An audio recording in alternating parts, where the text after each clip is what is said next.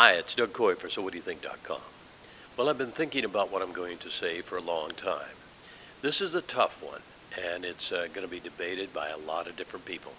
There's a lot of different viewpoints, and I'm just going to bring it right out there. Let's talk about it.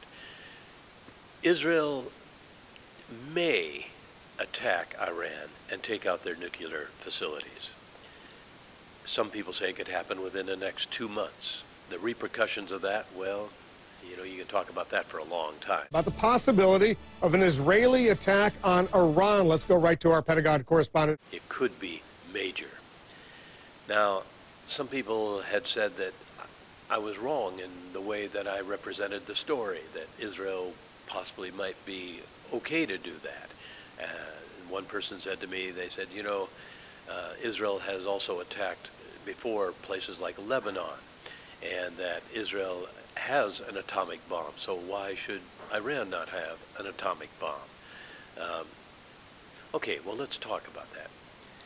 Israel's responding to a country where the president of the country has said on many occasions that the goal of their administration is to wipe Israel off the face of the earth. Israel might be wiped off the map.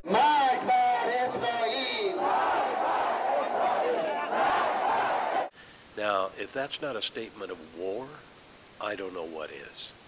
If that would not make you a little bit nervous if you were living in Israel, I don't know what would make a person nervous, to be honest with you. I mean, that's a very bold, powerful, and hate-filled statement. So Israel's trying to defend itself against what would be a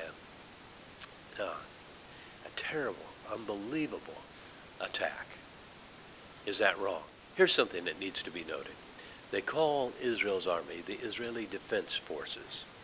If you look at the history of Israel, they have constantly been on attack by terrorist organizations that have come in from various countries, mostly out of Lebanon. Thousands of rockets have come in from Hezbollah into Israel. And even earlier than that, there were terrorist attacks that were happening all the time into Israel. What country would not defend itself against that kind of an attack?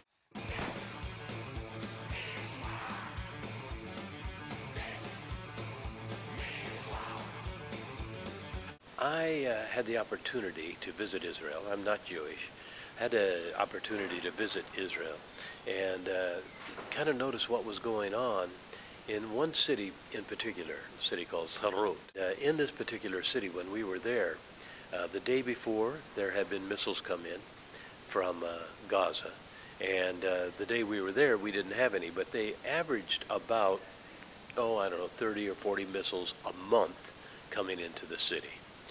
How would you like to live in a city where your neighbors were constantly bombarding you with these missiles? A picture is worth 1,000 words. I